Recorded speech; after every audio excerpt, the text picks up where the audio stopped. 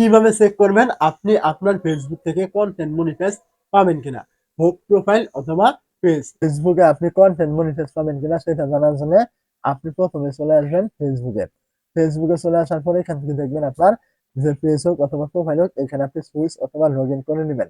তারপর আপনি এখান থেকে দেখবেন এই যে আপনার প্রোফাইল আইকন থাকবে এখানে আপনি এই জায়গায় একটু ক্লিক করবেন।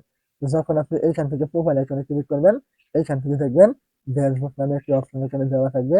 আপনি এখানে একটু ক্লিক করবেন।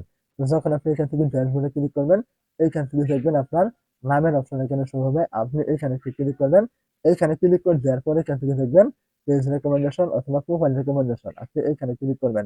যখন আপনি এই জায়গায় ক্লিক করবেন এইখান থেকে আপনি দেখতে পাবেন আপনার পেজ অথবা প্রোফাইল এখানে রেকমেন্ডেবল আছে কিনা। যদি এখান থেকে রেকমেন্ডেবল থাকে তাহলে আপনার এই পেজে ভিডিও আপলোড করলে ভাইরাল হবে, রিচ, এঙ্গেজমেন্ট এগুলো আসবে পেজ হোক অথবা প্রোফাইল হোক।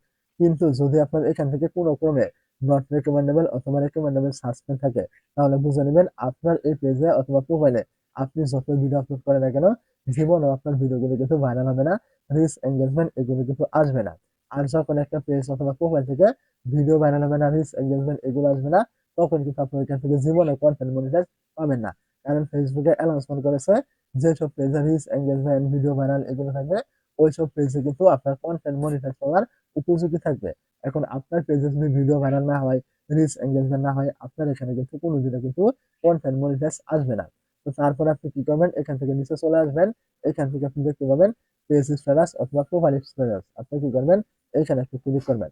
তো এখানে যখন আপনি ক্লিক করবেন এখান থেকে আপনি দেখবেন আপনার পেজ বা প্রোফাইল এখান থেকে আপনার টিক মার্ক করা রয়েছে কিনা। যদি এখান থেকে টিক মার্ক করা থাকে তাহলে বুঝবেন আপনার পেজ বা প্রোফাইল ঠিক রয়েছে।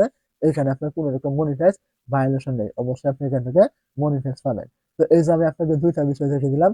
যদি এই দুইটার একটা সমস্যা থাকে আপনি মনিটাইজ পাবেন না। আর যদি এই দুইটাই দুইটাই ঠিক থাকে অবশ্যই আপনি এখানে নিয়মিত কাজ করুন, আপনি কন্টেন্ট মনিটাইজ পাবেন।